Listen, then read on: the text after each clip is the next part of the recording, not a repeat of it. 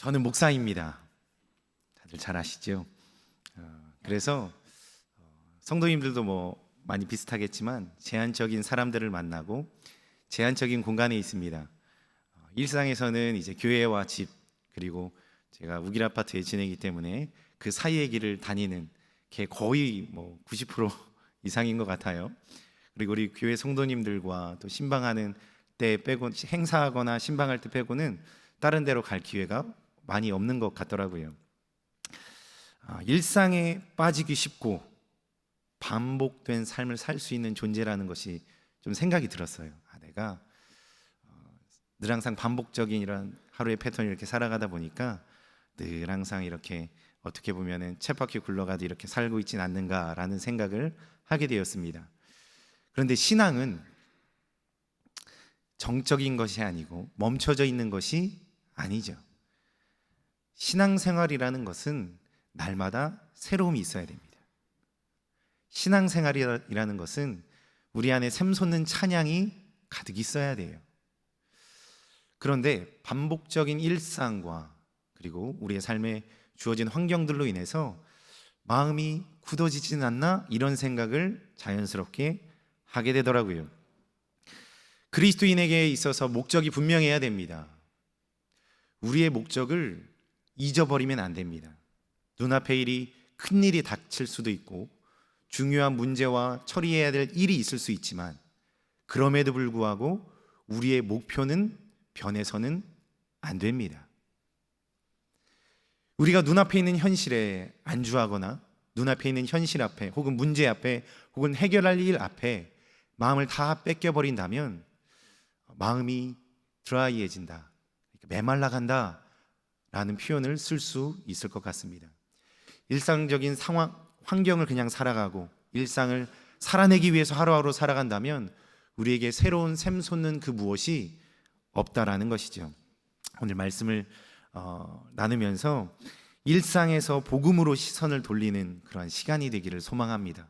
그러한 저와 우리 성도님들 되시기를 예수님의 이름으로 축복합니다. 우리는 돌아온 탕자 이야기를 잘 알죠. 돌아온 탕자, 둘째 아들이 아버지한테 가서 유산을 달라고 하죠.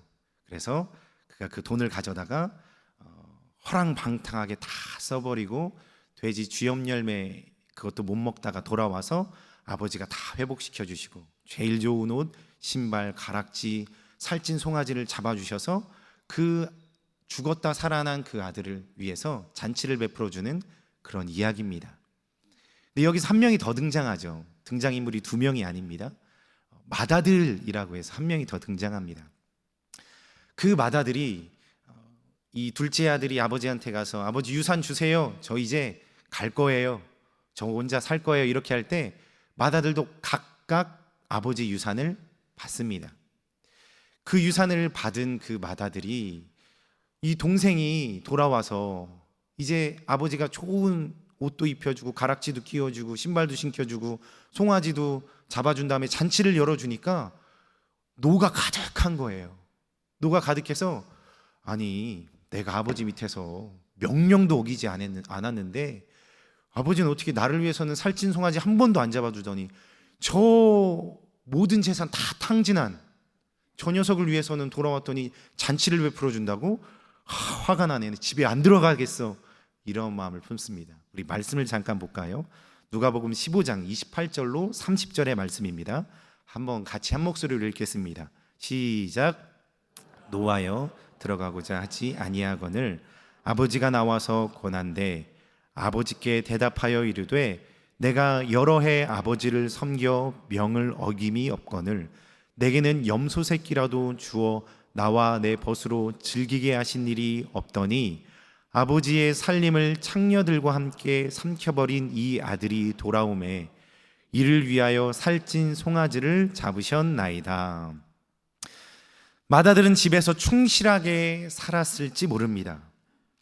그런데 이 본문을 보니까 맏아들에게 무엇이 없을까? 왜 맏아들은 지금 이 동생이 왔는데 이러한 마음으로 고백을 하는 걸까 생각해 봤을 때 아버지의 마음, 아버지의 사랑의 마음이 맏아들에게는 없구나라는 생각이 들었습니다.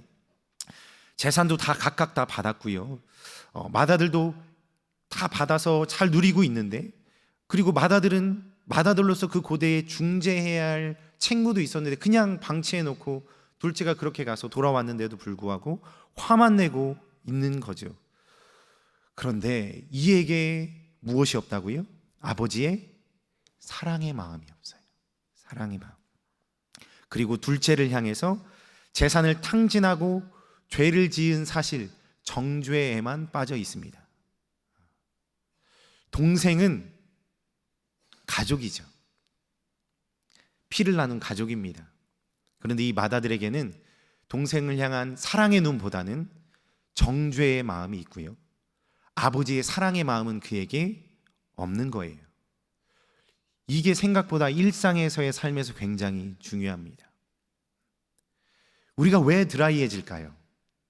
우리가 왜 일상이 반복되어지면서 그 반복되는 삶을 위해서 마음이 말라간다, 내 눈앞에 있는 것을 처리하기가 어렵다, 하나님을 향한 마음이 샘솟아서 찬양할 때 내 마음이 감동되어져서 바다가, 바람이, 하늘이, 온 만물이 주님을 찬양한다라고 할 때 내 마음도 주님, 나도 그렇게 주님을 찬양합니다 라는 마음이 솟아나야 하는데, 왜 우리는 일상에서 드라이한 마음이 자꾸 우리의 마음을 덮고 하나님을 향한 마음은 없을까요? 제가 이제 집에 갔다가 이렇게 돌아오는 길에 하나님, 제 마음에 하나님을 찬양하는 마음이 별로 없는 것 같아요 라는 생각을 했어요. 그래서 오늘 찬양을 하면서 제가 은혜를 많이 받았습니다. 내가 저렇게 찬양해야 되는데, 내가 저렇게 고백해야 되는데, 천지 만물도 하나님을 높여드리는데 내가 그렇지 않구나. 내 마음이 일상에 덮여있진 않나 생각을 하게 되었습니다. 오늘 본문의 전후를 보면은요, 죄인과 저주받았다고 여겨지는 병자들을 죄인으로만 보고 하나님의 마음으로 바라보지 못하는 자들이 있습니다. 자신의 일상과 전통에 매여 예수님을 배척하는 자들입니다. 첫 번째 5장 첫 번째 부분 보면은요, 중반 부분부터 보면 중풍병자가 나옵니다. 중풍병자가 나오는데 그 친구들이 이 중풍병자 친구를 어떻게 치유받기 위해서 위해를 뜯습니다. 그 위해를 뜯고 사다리를 내려서 예수님 앞으로 이렇게 데리고 가요. 그래서 예수님께서 그를 위해서 불쌍히 여겨서 이렇게 말씀하세요. 내 죄가 사함을 받았다. 그런데 그때 바리새인들이 뭐라고 하는 줄 아십니까? 신성모독을 하는구나, 속으로 이렇게 생각을 해요. 그때 예수님께서 이것을 아시고 병을 고쳐주는 것과 죄를 사하는 것 중에 뭐가 더 쉽겠느냐라고 말하면서 그의 병을 고쳐주시는 사건을 보게 됩니다. 우리 20절과 21절 말씀을 같이 한번 한 목소리로 읽겠습니다. 시작. 예수께서 그들의 믿음을 보시고 이르되 이 사람아, 내 죄 사함을 받았느니라 하시니 서기관과 바리새인들이 생각하여 이르되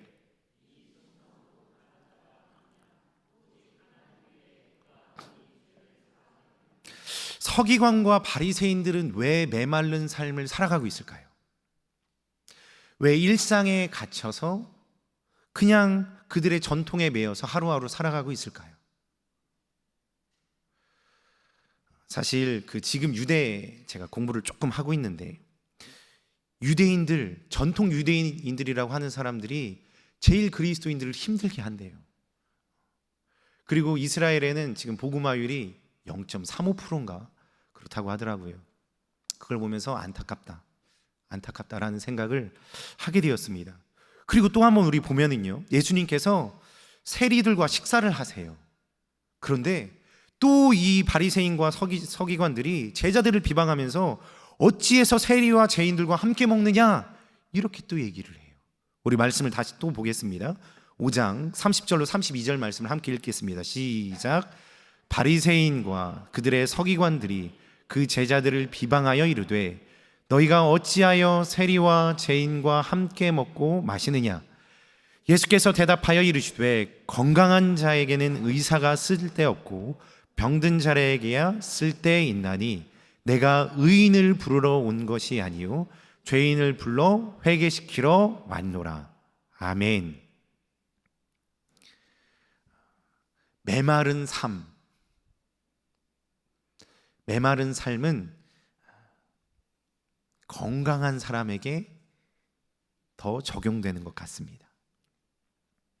다시 말해서 일상에 근심도 없고 걱정도 없고 인생을 살아가는데 자신의 기준들이 분명한 사람들이 더 마음이 가난해질 수 있고 드라이해질 수 있겠다라고 생각이 듭니다.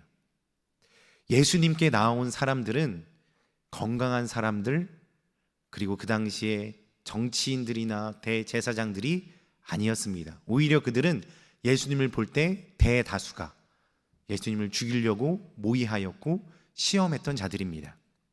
그런데 예수님께서 말씀하시죠. 내가 의인을 부르러 온 것이 아니요 죄인을 불러 회개시키러 왔노라 라고 말씀해주고 있습니다.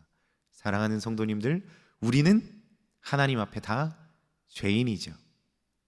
그 죄인임에도 불구하고 하나님께서 우리를 용서해 주셨고 구원해 주셨고 하나님 나라로 인도해 주시기 때문에 우리는 그 은혜로 사는 줄 믿으시기를 바랍니다. 우리가 하나님을 찬양할 때에 이 마음을 가지고 찬양해야 되는 거예요. 내 마음이 죄인이라서 내 마음에 연약함이 있어서 부족함이 있지만 주님, 제가 진정 그러한 마음으로 주님을 찬양드리길 원합니다. 나의 중심은, 나의 삶은, 나의 연약함은 이 안에 가득하지만 나 진짜 주님을 찬양하길 원해요. 이러한 고백이 우리 안에 솟아나야 되는 줄 믿습니다. 마지막으로 한 번을 더 보면은요, 안식일에 예수님께서 두 가지 일을 행하시는데 제자들이 이삭을 잘라서 손으로 비벼서 먹고요, 예수님께서 손 마른 사람을 치유해 주시는 사건이 등장합니다. 그때에도 바리새인들은 정죄하면서 왜 그렇게 하냐라고 비방합니다. 비판하지요. 그들이 녹아 가득합니다. 예수님께서 안식일에 악을 행하는 것, 선을 행하는 것, 죽이는 것, 살리는 것 중에 무엇이 옳느냐라고 말씀하시면서 타당하게 그 선을, 그 기적을 베풀었음에도 불구하고 그들이 하는 말이 있어요. 우리 6장 11절 말씀만 한번 보겠습니다. 6장 11절의 말씀입니다. 같이 한번 읽어보도록 하겠습니다. 시작. 그들은 노기가 가득하여 예수를 어떻게 할까 하고 서로 의논하니라. 사람이 살아났는데 노가 가득해졌어요. 맏아들이, 둘째 아들이 돌아와서 죽었다 살아났는데 화가 가득합니다. 아버지의 사랑이 없습니다. 정죄의 마음, 자신의 기준만 가득하다는 것을 볼 수가 있습니다. 창조주 예수님, 그 예수님을 배척하고 대적하는 자들의 특징이 있습니다. 하나님의 마음으로 영혼을 바라보지 못한다는 거예요. 일상생활에 갇혀있고 전통에 매여 산다는 특징이 있습니다. 우리의 일상은 어떤가요? 우리의 삶의 기준은 어떤가요? 우리는 예수님처럼 하나님의 마음과 뜻을 위해 살아야 되는 줄 믿습니다. 하나님의 마음을 놓치면 안 됩니다. 우리는 예수님처럼 끝까지 주님의 마음, 하나님의 마음을 가지고 이 땅에서도 살아가야 되는 존재인 줄 믿으시기를 바랍니다. 교회마다 예배 분위기가 다 달라요. 다들 아시죠? 교회마다 다 다릅니다. 제가 어렸을 때는 어렸을 때 오르간만 쳤어요. 그리고 잠시 후에 피아노가 들어왔습니다. 그 당시에 드럼과 일렉은 무슨 악기로 불려졌을까요?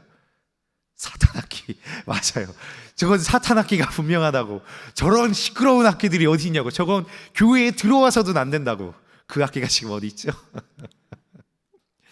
여기 들어와 있습니다. 시대의 흐름은 막을 수가 없는 것 같아요. 저도 되게 전통주의 성향이 약간 있는데 시대의 흐름을 막는 것이 아니라 그것을 지혜롭게 활용해야 된다라는 생각이 이제는 있습니다. 드럼 아무리 막고 사탄악기라고 정죄를 했지만 지금 멀쩡히 들어와서 하나님을 찬양하는데 쓰임을 받고 있어요. 일렉이 시끄러울 수 있습니다. 그렇지만 그것도 우리 예배 형식에 맞게, 예배 분위기에 맞게 잘 연주해서 하나님께 영광을 올려드릴 수 있어요. 중요한 건 연주하는 자가 하나님을 향해 마음을 다해 한 마음 되어 찬양팀이 주님을 찬양하느냐 안 찬양하느냐가 더 중요하다라고 할 수가 있습니다. 저는 예전에는요, 전도할 때 무조건 전도하면 되지, 예수 믿으세요, 예수 믿으세요. 그래, 때를 얻든지 못 얻든지 무조건 예수님, 예수님. 스님이 있으면 예수님, 예수님. 신부님이 있어도 예수님, 예수님. 이래야 되는 줄 알았어요. 이래야 되는 줄 알고, 저 전도국만 하면서는 물론 그때는 이제 인격적으로 다행히 의사도 묻고 그렇게 했죠. 근데 이렇게 좀 파워풀하게 좀 이렇게 이건 좋은 거니까 그들에게 전해줘야지. 그래, 이게 최고야. 복음이 최고야. 예수님은 무조건 전해야 돼. 못 알아먹어도 전해야 돼. 이런 마음이 있었는데 생각이 조금씩 바뀝니다. 그들에게 맞게 전해줘야 되는구나. 사회의 흐름과 그 영혼의 상황에 맞게 전해줘야 되는구나 라는 생각이 있습니다. 예수님에 대한 반감이 있고 그리스도인에게 상처가 가득한 사람에게 예수님이 구원이십니다 백날 얘기해봤자 이 사람은 무슨 소리야, 내가 지금 예수쟁이한테 그렇게 당했는데 지금 나한테 예수를 언급해 하면서 오히려 더 화를 낼 수 있습니다. 상황과 환경과 시대와 영혼에 따라 다르다라는 거예요. 그래서 우리는 그 영혼을 위해 먼저 기도하는 것입니다. 사도 바울이 이방 민족들을 위해서 많이 전도했죠. 그가 전도할 때 전도 방법 중에 대표적인 한 가지가 있습니다. 자, 한번 우리 말씀을 교독하는 방법으로 읽을 텐데 고린도전서 9장 19절로 23절의 말씀입니다. 고린도전서 9장 19절로 23절의 말씀을 교독하는 방법으로 읽겠습니다. 내가 모든 사람에게서 자유로우나 스스로 모든 사람에게 종이 된 것은 더 많은 사람을 얻고자 함이라. 유대인들을 얻고자 함이요 율법 아래에 있는 자들에게는 내가 율법 아래에 있지 아니하나 율법 아래에 있는 자들을 얻고자 함이요 율법 없는 자에게는 내가 하나님께는 율법 없는 자가 아니요 도리어 그리스도의 율법 아래에 있는 자이나 율법 없는 자와 같이 된 것은 율법 없는 자들을 얻고자 함이라. 약한 자들에게 내가 약한 자와 같이 된 것은 약한 자들을 얻고자 함이요 내가 여러 사람에게 여러 모습이 된 것은 아무쪼록 몇 사람이라도 구원하고자. 같이 읽습니다. 내가 복음을 위하여 모든 것을 행함은 복음에 참여하고자 함이라. 아멘. 기도하면서 주님께서 감동 주셔서 복음을 전해야 돼 라고 할 때는 우리는 듣든지 안 듣든지 복음을 전해야 합니다. 그렇지만 그들의 모습으로 찾아가 그들이 받아들일 수 있는 언어와 그들의 받아들일 수 있는 마음으로 준비하기 위해서 기도하는 사역도 꼭 필요하다라는 것이죠. 어느 목사님은요, 노숙자들을 전도하기 위해서 노숙자 생활을 하면서 그들을 전도하는 분들이 있습니다. 어떤 전도사님들은 자퇴하거나 떠돌이 청소년들을 케어하기 위해서 그들의 모습과 같이 클럽도 가서 그 방황하는 아이들을 지켜봐주고 자신에게 도움을 요청한 자들을 도와주는 사역을 하시는 분도 있습니다. 어떤 성도님은 암 투병하면서 수백 차례 항암을 해도 그 아픈 몸으로 암병원에 가서 그들의 모습으로 찾아가 복음을 전도하는 성도님도 있습니다. 그들의 모양으로 찾아가 그들의 마음을 헤아려 주며 그들에게 도움을 주면서 복음, 우리의 생명이, 우리의 복음이, 우리의 구원이 여기서 있다라는 그 모습과 그 마음으로 그들에게 찾아가 전해주는 것이지요. 내가 원하는 방식만이 아니라 상대방이 받아들일 수 있는 방식과 모습으로 전도하고 있습니다. 이혼은요, 제가 90년대 초만 해도 이혼이 교회에서 되게 좀 이렇게 잘 드러내지 못하고 좀 다뤄지기 좀 위험한 주제였습니다. 무거운 주제였어요. 그런데 지금은 어떠죠? 영혼을 바라볼 때 어떤 어려움과 연약함이 있더라도 받아줘야 하는 것이 맞기 때문에 우리는 지금 이혼에 대해서 이혼을 했지만 교회에 나와 예수님을 잘 믿기 위한 그분들을 배척하거나 멀리하지 않습니다. 근데 90년대 초에는 그랬어요. 이혼하면 안 되는 거 아니야? 그래도 교인인데 어떻게 이혼을 할 수가 있어? 아무리 그래도 그렇지. 아유, 저거 안 되겠네. 이런 마음들이 제가 느껴졌어요. 어린 마음인데. 그런 마음이 느껴졌었어요. 그래서 그것들을 보면서 안타까운 마음이 있었습니다. 시대의 흐름에 따라 동성애, 그리고 성경에서 안 된다라고 하는 많은 것들이 교회로 들어오려고 하고 있어요. 우리는 그것을 말씀에 따라 당연히 그것은 하나님께서 하지 말라고 한 불법입니다, 죄입니다 라는 것을 알고 말해야 되지만, 그러한 영혼들이 우리 교회로 올 때에, 예수님을 믿겠다고 하고 나올 때에 당신은 죄인이기 때문에 올 수 없어, 어떻게 지금 그런 죄를 저지르고 나서 교회에 와서 하나님을 예배하려고 그래? 이러면 안 되죠. 하나님의 마음으로 주님께 나오는 자는 주님께서 받으시고, 주님께서 치료해 주시고, 주님께서 사해 주시며 은혜를 베풀어 주실 줄 믿습니다. 우리의 마음이 고착화되거나 전통과 일상에 매여서 사고가 좁아지면은 안 됩니다. 내가 경험했던 하나님의 은혜를 잊어서는 안 됩니다. 우리의 마음과 우리의 삶을 하나님께서 보실 때 깨끗하다고 하실까요?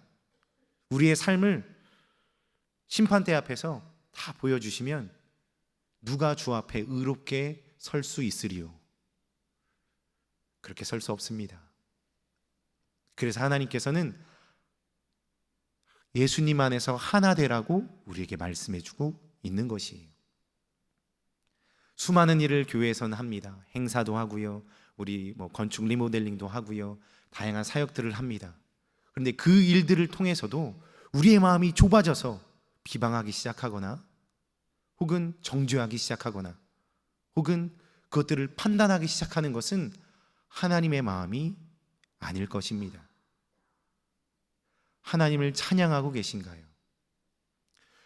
찬양할 때의 저 가사가 내 마음에 와닿지 않아서 슬퍼하고 계신가요? 예배하는데 자꾸 일상이 반복되어져서, 그래 예배 그냥 드리면 되지, 앉았다가 가면 되지 라는 생각으로 앉았다 그냥 돌아가시는 경우는 있지 않으신가요? 저도 그렇고요, 우리 성도님들도 그럴 수 있다고 생각합니다. 그런데 그럴 때 우리의 마음을 낮추고, 주님, 나의 마음이 이렇습니다, 주님을 더 찬양하고 주님께 예배하며 더욱더 중심을 다해 나아가길 원합니다 라는 고백은, 그 중심은 우리 안에 있어야 되는 줄 믿으시기를 바랍니다. 그 고백이 있을 때 하나님께서 우리에게 찾아와 주시면 그 마음이 은혜로, 죄 사함으로, 성령의 충만함으로 역사해 주실 줄로 믿습니다. 이러한 전통과 일상은요, 교회에 오래 생활했던, 그리고 초신자로 와서 있던 상관이 없는 것 같아요. 교회에 처음 온 사람도 자신의 기준에 따라, 세상의 기준에 따라 교회에서 더 중요하게 생각하고 판단할 수 있고요, 오래된 신자라고 할지라도 늘 말씀 안에서 하나님의 마음으로도 살아갈 수 있습니다. 고착화되거나 일상의 반복이나 전통에 빠지지 않고서요. 나이 경륜, 모태신앙의 유무, 신앙생활의 기간 이런 거 다 상관이 없는 것 같습니다. 내가 하나님의 마음을 가지고 살아가려고 애쓰고 있느냐 없느냐가 중요하지 않나 생각하게 됩니다. 일상을 바꾸는 것은 생각보다 어렵죠. 3살 버릇 80까지 간다라는 말이 있습니다. 제가 군대에 있을 때만 해도요, 딱 10시, 11시 되면 자고 6시, 6시 반 되면 일어나서요, 그리고 일과를 다 마치고 저녁에 1시간, 1시간 반씩 조깅을 했어요. 뛰면서 한 바퀴 쭉 돌면 1시간 반 정도 됐거든요. 그거를 1시간 반을 뛰었습니다. 그리고 들어와서 헬스를 또 1시간, 1시간 반을 했어요. 그때는 몸이 지금처럼 마르지 않고 배가 ET처럼 나오지 않았습니다. 그때는 그래도 몸이 건강했죠. 당연하죠. 운동을 더 많이 했으니까요. 2시간 이상은 적어도 했으니까요. 근데 지금은 더 이상 말하지 않겠습니다. 일상을 바꾸는 것은 어렵습니다. 하나님의 마음을 내 마음에 다시 품는다는 것은 어려울 수 있어요.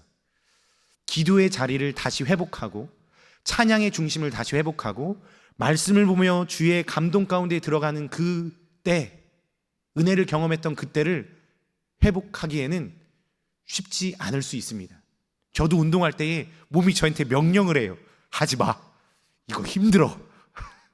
정말 그래요. 정말 몸에 브레이크가 걸리듯이 하지 마, 힘들어. 이걸 제 몸이 말한다니까요, 저한테. 고통스럽죠. 근데 변화해야 될 것은 변화해야 됩니다.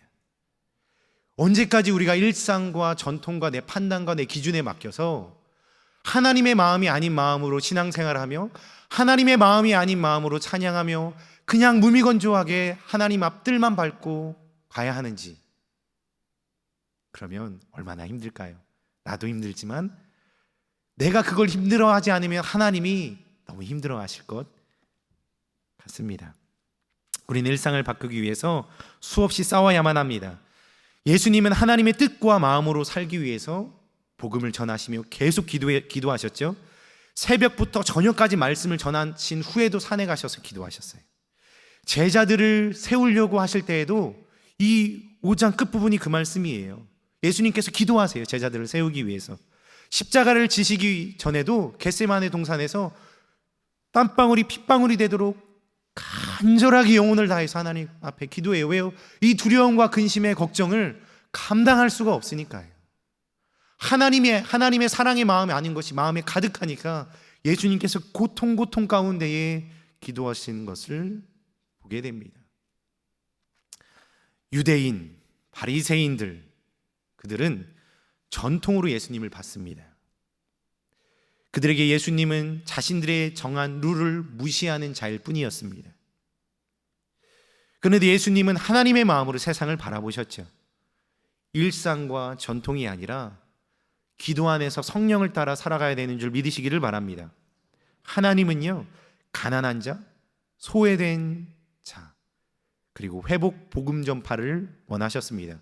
우리 이사야서 42장 6절로 7절의 말씀을 함께 읽어보도록 하겠습니다. 이사야서 42장 6절로 7절입니다. 시작. 나 여호와가 의로 너를 불렀은즉 내가 내 손을 잡아 너를 보호하며 너를 세워 백성의 언약과 이방의 빛이 되게 하리니 내가 눈먼 자들의 눈을 밝히며 갇힌 자를 감옥에서 이끌어내며 흑암에 앉은 자를 감방에서 나오게 하리라. 우리 한 가지 더 볼까요? 마태복음 11장 5절로 6절 말씀입니다. 시작. 맹인이 보며 못 걷는 사람이 걸으며 깨끗함을 받으며 못 듣는 자가 들으며 죽은 자가 살아나며 가난한 자에게 복음이 전파된다 하라. 누구든지 나로 말미암아 실족하지 아니하는 자는 복이 있도다 하시니라. 아멘. 유대인과 바리새인들은 메시아가 오셨을 때 다시 말해서 유대인과 바리새인들은요, 예수님께서 오셨을 때 이러한 일을 하실 거야 라고 성경에 기록되어 있음에도 불구하고 자신들의 전통과 일상의 기준에 예수님을 가둬버려서 비방하고 노하고 어떻게 해야 되는지, 그리고 예수님을 죽이려고 하는 것을 보게 된다라는 것이지요. 말씀의 기준이 아니라 전통과 일상 그 안에 갇혀 있는 것입니다. 우리도 이러한 실수를 할 수가 있습니다. 그렇지만 우리는 이러한 실수를 반복해서는 안 됩니다. 만약 우리 안에 1억이라는 돈이 매일 들어온다면 어떻게 하시겠어요? 그 1억은 오늘이 지나면 없어지고 내일 다시 1억이 들어옵니다. 매일 통장에 86,400달러가 꽂혀요. 이걸로 다 할 수 있습니다. 저는 이 질문을 받았을 때, 이거 있으면 일단 제가 하고 싶은 것 좀 하고, 저는 착한 사람이 아니지만 좀 이렇게 아프리카 그 친구들한테 좀 매일 보내줬으면 좋겠다, 이런 생각을 조금 했습니다. 어떻게 쓰고 싶으세요? 우리의 하루가 86,400초입니다. 그 시간을 버릴 수도 있고요, 값지게 쓸 수도 있습니다. 우리 모두에게 하나님께서 정해주신 시간이 있어요. 어떤 사람은 그 시간을 통해서 허랑방탕하게 지내기도 하고, 또한 그 하나님이 주신 그 시간에, 그 생명에 누구를 비방하기도 하며 또 죄를 짓기도 하고 슬퍼하고 근심하고 두려워하는 시간으로 보내는 사람도 있습니다. 그렇지만 어떤 사람은 그 시간에 하나님과 교제하며 주님의 마음을 가지고 한 영혼을 살리고 복음의 일에 동참하는 사람들이 있습니다. 매일 그 시간은 우리에게 찾아오고 돌아옵니다. 하나님을 중심에 두고 그 시간을 쓰기 시작한다면 우리를 통해 하실 일을 하나님께서는 능히 하실 것입니다. 일상과 전통에 막혀 우리의 삶을 고착화되어 내버려 두고 그 메마른 심령으로 살아가기 시작한다면 우리에게 주어진 이 금보다 귀한 시간은 허송세월 혹은 플러스 인생이 아니라 오히려 마이너스 인생이 될 수도 있을 것입니다. 사랑하는 성도님들, 우리의 삶을 일상과 전통으로 허비하는 것이 아니라 말씀과 기도로 하나님의 마음을 가지고 살아가시는 우리 모든 성도님들이 다 되시기를 예수 그리스도의 이름으로 축복합니다.